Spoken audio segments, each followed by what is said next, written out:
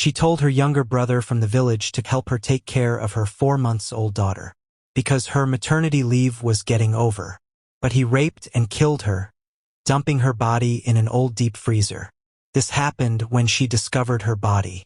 Adeora's screams tore through the compound like a blade, high and raw, cutting through the lazy hum of the afternoon.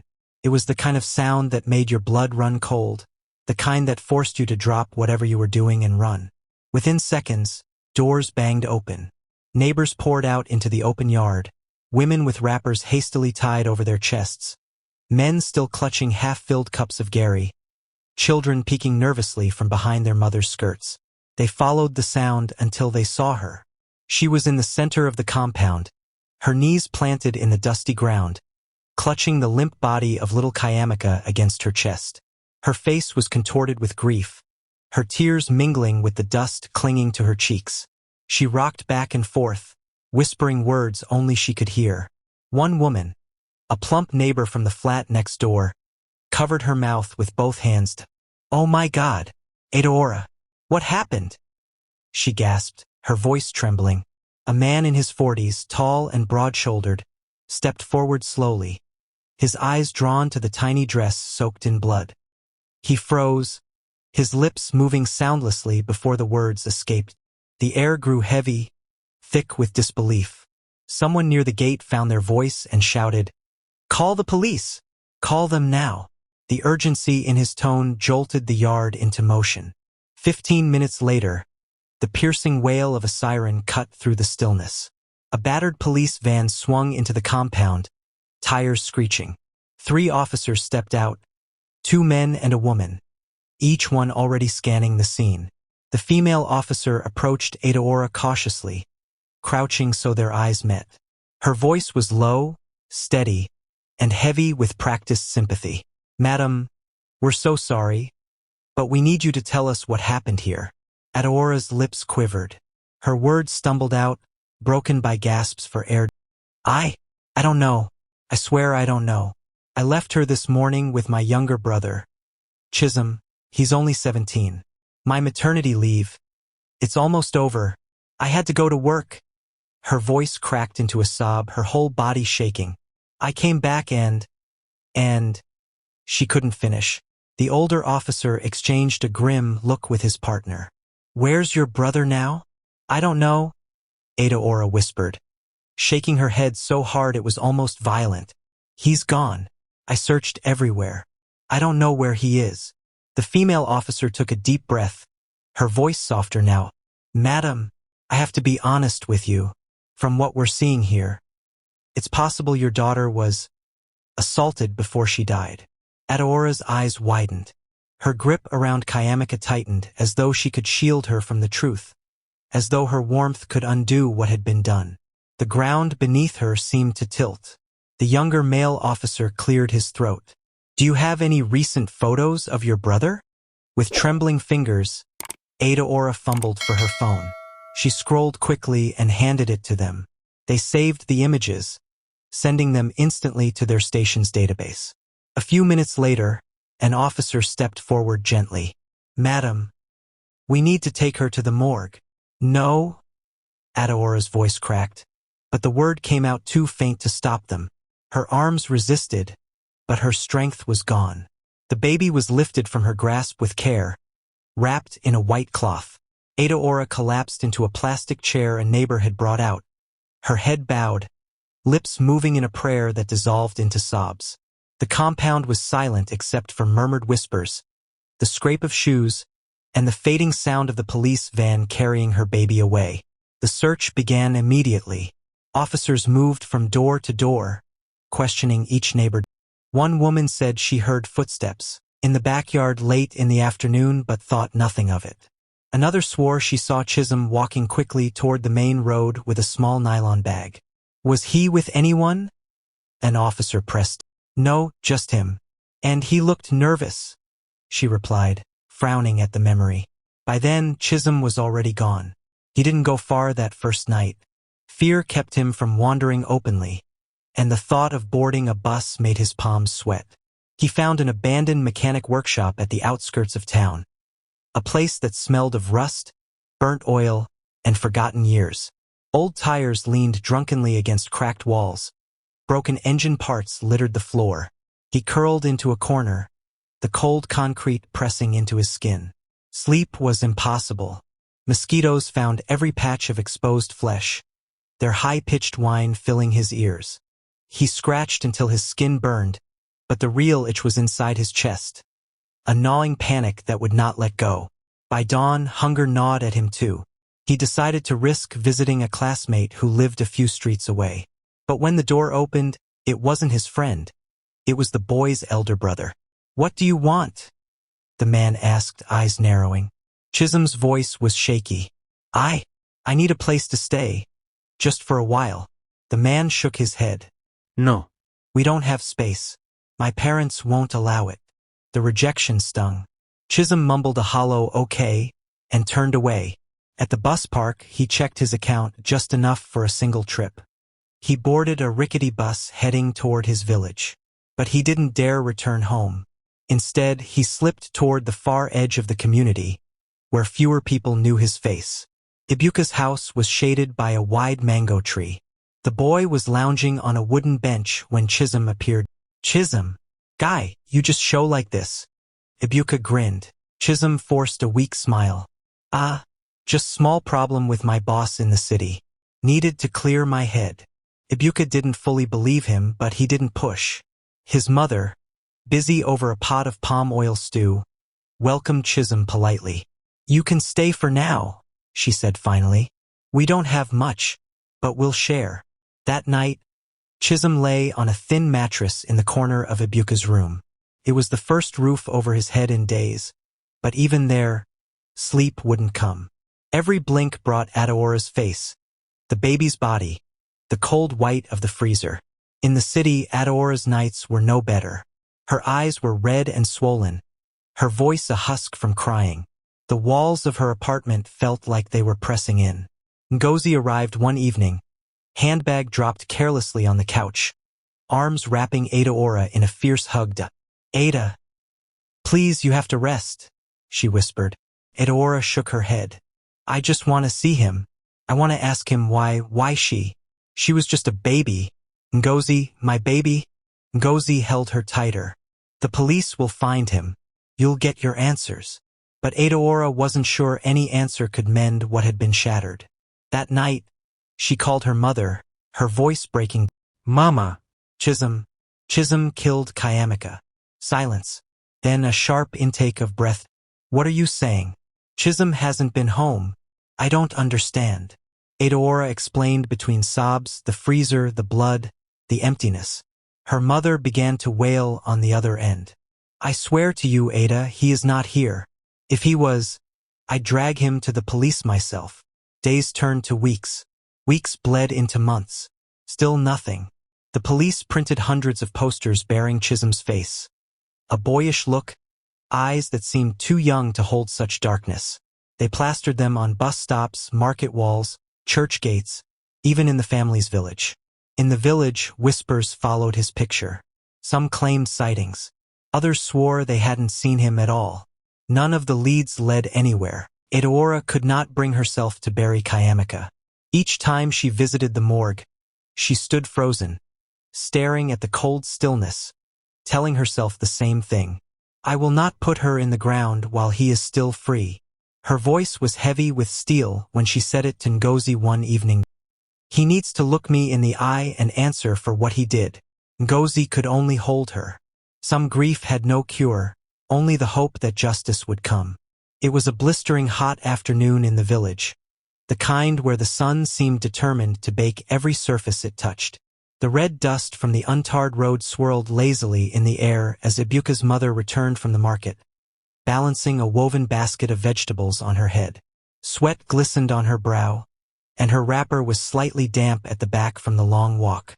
She slowed her steps near the main junction, stopping to greet Mom Nkechi, who was fanning herself in front of her kiosk. They exchanged a few pleasantries about the heat and the rising price of palm oil. But just as Ibuka's mother turned to leave, something caught her eye. A piece of paper, nailed crookedly to the wooden wall of the kiosk. Her eyes narrowed. She stepped closer. The poster was printed on cheap paper, the ink slightly smudged from the humidity. But the image was unmistakable. The face staring back at her was one she knew far too well, Chisum. Her heart skipped. In bold, angry red letters across the top were the words, "Wanted." Beneath them, the accusations, rape and death of a 3-month-old infant. She felt her knees weaken instantly. The basket wobbled dangerously on her head before she caught it with her hands. "Jesus Christ of Nazareth," she breathed, almost in a whisper, though the shock made her voice tremble. Her mind flashed back to just weeks ago.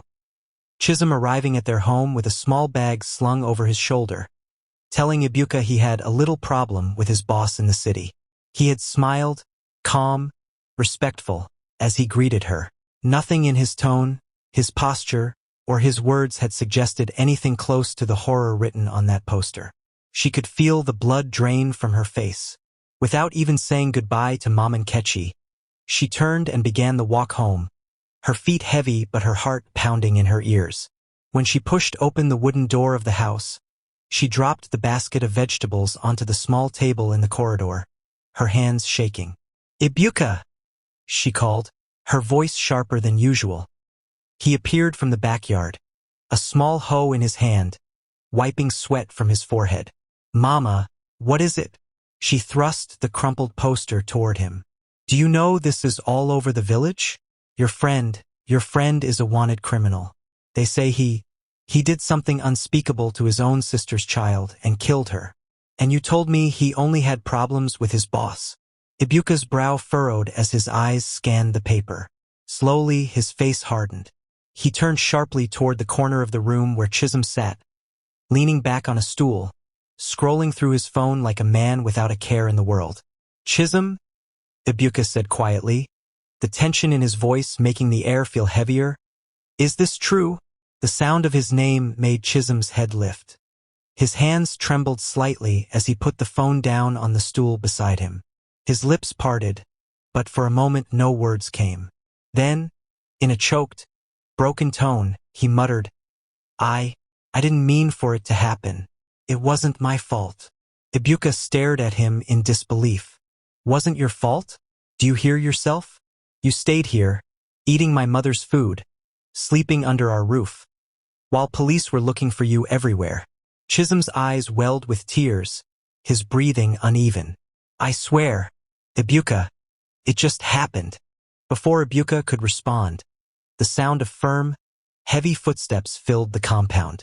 Voices, deep, commanding, echoed outside. A loud knock rattled the wooden door. "Chisum Okafor," an authoritative voice barked. "Come out with your hands up." Ibuka and his mother exchanged a glance. Chisum's face went pale. His shoulders sagged as if his strength had drained away. Without a word, he rose slowly to his feet. He didn't try to run. When the door swung open, 2 armed officers stepped inside. One quickly cuffed Chisum's hands behind his back while the other read his name aloud, confirming their target. Ibuka and his mother stood frozen, watching silently as the young man they had sheltered was led out like a criminal in chains. Dust swirled behind them as the officers marched him toward the waiting vehicle. That same evening, Chisum was transferred from the village police station to the city headquarters, the very place where Adaora had been waiting, for months, to hear that he had finally been found. At exactly 6:47 p.m., Adaora's phone rang. She almost didn't pick up. Her dinner of plain rice sat half-eaten in front of her, her appetite long gone. But the caller ID made her heart jolt. Police headquarters. She swallowed hard and answered. "Hello, Miss Adaora?" The voice was deep, official. "Yes, this is Inspector Joseph. We have Chisum in custody." For a moment, Adaora felt as if the world had gone silent. You have him?" "Yes, ma'am. He was apprehended in a village in Anambra State and brought back to the city this afternoon. You can come tomorrow morning if you wish to see him." She barely remembered ending the call. That night, she lay in bed staring at the ceiling, unable to close her eyes. Memories flooded her. Kayamika's tiny fingers curling around hers, the way her baby had smiled in her sleep, the soft, rhythmic sound of her breathing. And then, uninvited, came the image of Chisum's face, the younger brother she had trusted without hesitation. By 7 a.m. the next day, Adaora was standing at the reception desk of the police station. The officer on duty led her through a narrow corridor. The walls were damp, the air heavy with the smell of sweat and old concrete. When she stepped into the small holding room, she saw him. Chisum sat hunched on a wooden bench, wrists cuffed, head bowed. His once tidy hair was a tangled mess, his clothes wrinkled. He looked up. The moment his eyes met hers, his lips trembled. Tears slid down his cheeks. "Ada!" His voice cracked. I'm sorry. "Please, it wasn't my fault." Her chest ached with a mixture of rage and grief. "Not your fault? She was 3 months old. Chisum, I trusted you with her. I didn't mean to hurt her," he whispered, his voice almost lost in the stale air. "I don't know what came over me. I swear." She turned away sharply, unable to bear the sight of him. The officer tapped his watch. Time was up. 2 policemen came in and led Chisum out. His figure disappeared down the dim hallway, swallowed by the shadows of the cell block. The inspector beside her spoke softly. "We'll keep him here until his arraignment. The court will decide his fate." Adaora nodded without a word. Her eyes were cold now. Justice was close. She would not let it slip. 2 weeks later, the police station bustled with activity when an older couple arrived. Chisum's parents. Their clothes were travel-worn, their feet dusty from the journey. When they saw him in the visitation area, his mother gripped the bars, her voice breaking. "Chisum, my son, why would you do this to your own blood?" Chisum's eyes were red and swollen. "Mama, it wasn't my fault. Please, tell Adaora I'm sorry." His father's voice was like stone. "Do you know the shame you've brought on this family?" Chisum only muttered, "I'm sorry," over and over until their time was up. Outside, his parents went straight to Adaora's house. When she opened the door and saw them, her face hardened. "My daughter," his mother began, tears flowing freely. "Please," Chisum said he's sorry. "He told me to tell you." Adaora's voice trembled, but it was sharp. "If you had come when I called you, Mama, all these things would not have happened. I begged you to come help me. I trusted him because you didn't come. And now my daughter is gone." Her father's tired eyes met hers. "We can't change what happened, Adaora. It wasn't intentional. We can only pray for strength." Adaora turned away, her voice low and unyielding. "I am not ready to forgive." The day of the court hearing, the courtroom overflowed with people. Journalists, neighbors, strangers. Adaora sat in the front row, her face unreadable. When Chisum was led in, shackled and in a faded prison uniform, he kept his gaze on the floor. The judge's voice was steady as the charges were read. Rape and manslaughter of a minor. The evidence was overwhelming. Chisum's lawyer pleaded for leniency, reminding the court that Chisum was only 17 at the time. The judge gave his verdict: 25 years in prison, sentenced to begin on his 18th birthday. Until then, juvenile detention. A quiet murmur swept through the crowd. Chisum's shoulders slumped. Adaora stood and walked out. She did not look back. The next day, under a gray sky that threatened rain, Adaora buried her daughter. The tiny white coffin looked too small to hold a life. When the first handful of earth hit the lid, something inside her broke completely. Justice, she realized, might exist on paper, but it could never bring Kayamika back. When Chisum turned 18, his world changed in a way he had dreaded for months. Juvenile detention was harsh, but there had still been a thin thread of safety, a line between boys and men that the guards tried, at least on the surface, to maintain. That line vanished the day they transferred him to the main prison. The air there was different, heavier, clinging to his skin like humidity before a storm. It was a mixture of sweat, unwashed clothes, dust, and something sharper, something metallic that made his stomach knot. Every clang of the gates echoed like a warning. As the guards led him through the cell block, he could feel the stairs, sharp, deliberate, crawling over him. Word had already gotten around. In a place where rumors traveled faster than the guards' boots, he was already branded. And in prison, crimes against children were an unforgivable stain. They didn't see him as just another inmate. He was a child killer, and that label was more dangerous than any knife. The first night, after the lights went out, the silence lasted only a few minutes. Then the shadows shifted. A rough hand clamped over his mouth from behind, cutting off his breath. Pain exploded in his ribs as a fist drove into him, followed by another into his jaw. His body jerked and twisted under the blows, but there was nowhere to run, no guard to shout for. Boots slammed into his side. Knuckles pounded his back. Someone shoved a rag into his mouth to stifle the sounds. By the time they stopped, he was sprawled on the cold concrete, gasping, blood dripping from his nose and the corner of his mouth. His ribs ached with every shallow breath. No one looked at him when the lights came back on. He couldn't even tell who had done it. They had melted back into their bunks, their faces blank, as though nothing had happened.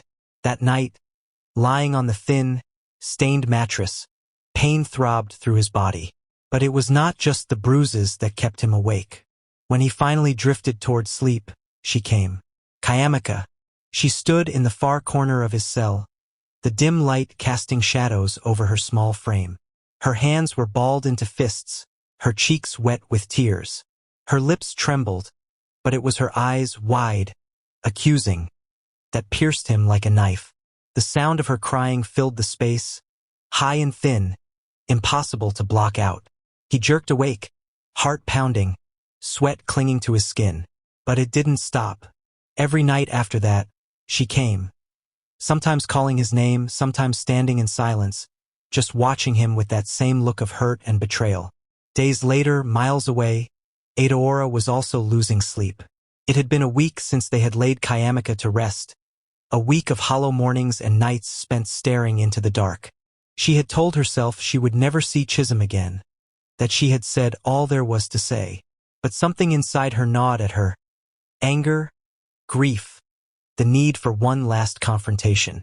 When she arrived at the prison gates, the place felt suffocating.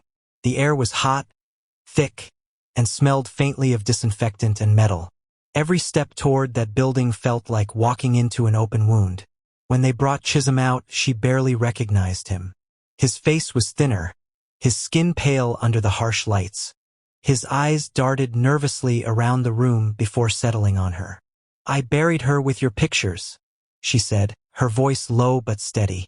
Her hands were clenched so tightly her knuckles had turned white. His eyes widened. His lips trembled. I see her every night," he stammered.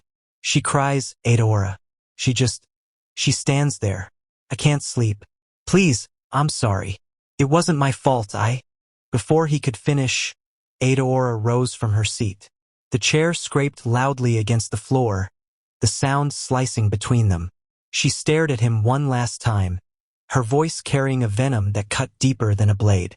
"Thank you for killing my daughter," she said. "That's all I came to tell you." She turned and walked away before he could form another word. She didn't look back, didn't slow her pace until she was outside the prison gates, where the sun hit her face but couldn't warm her. For Chisum, her words burned. They were heavier than fists, sharper than boots. They stuck to him like a brand, permanent, searing, impossible to wash away. Weeks later, his mother came to visit. She carried a small food flask and a cooler bag, her hands trembling as she waited for the guards to let her through. The moment she saw him, her heart clenched.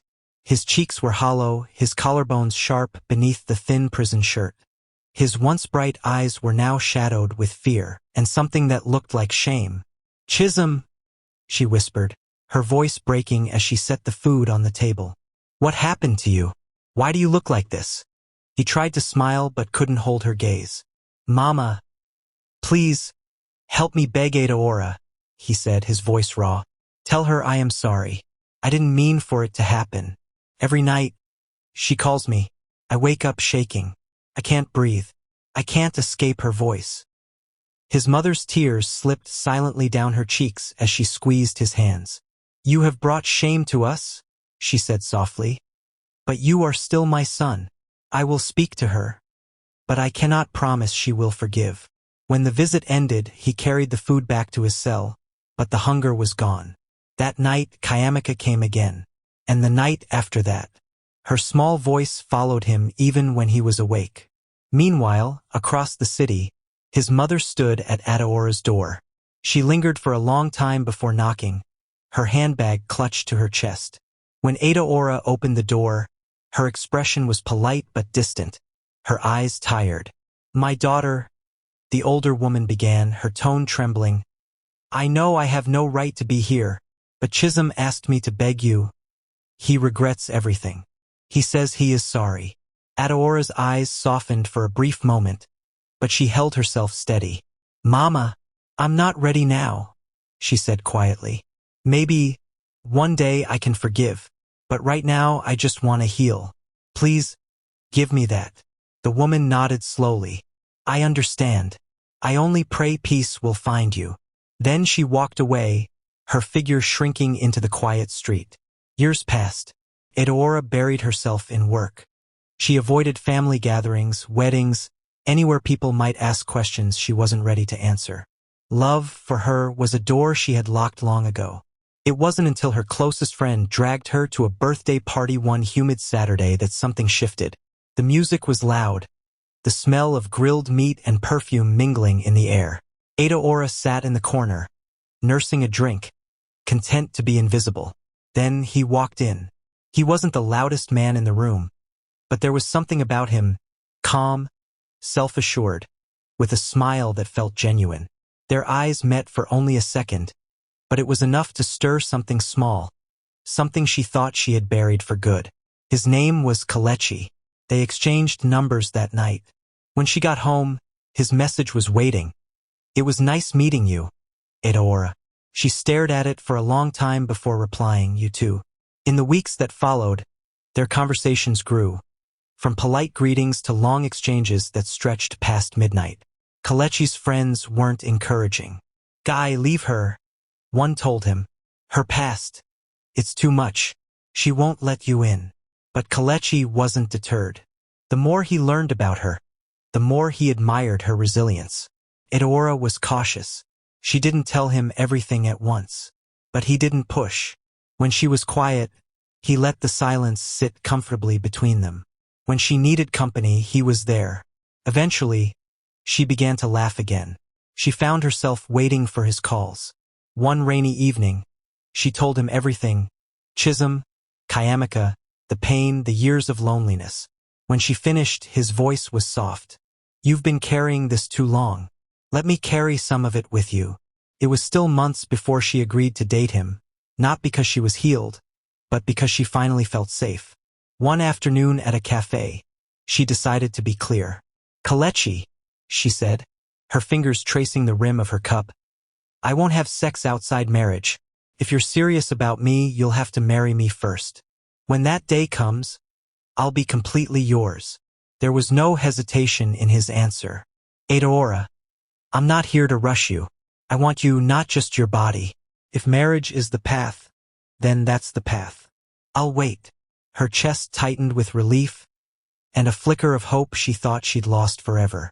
For the first time in a long while, she felt like maybe, just maybe, someone could see her pain and still choose her completely. Adaora had fallen for Kalechi in a way she didn't think was possible anymore. It wasn't a sudden infatuation. It was a slow, steady warmth that had crept into her life and stayed there. She visited him often, showing her love in the way she knew best, through food.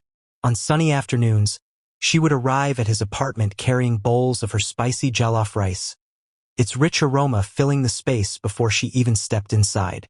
On rainy days, she brought steaming pepper soup, the scent of lemongrass and yucca leaves wrapping around them like a comforting blanket. And every Sunday, she made his favorite, coconut rice with tender chicken and fried plantain, served the way he liked with just a hint of extra pepper. Sometimes, after dinner, they would put on slow music, old soul records, or soft high-life tunes. They danced together in the dim light of his sitting room, her head resting against his shoulder, his arms holding her as though he never wanted to let go.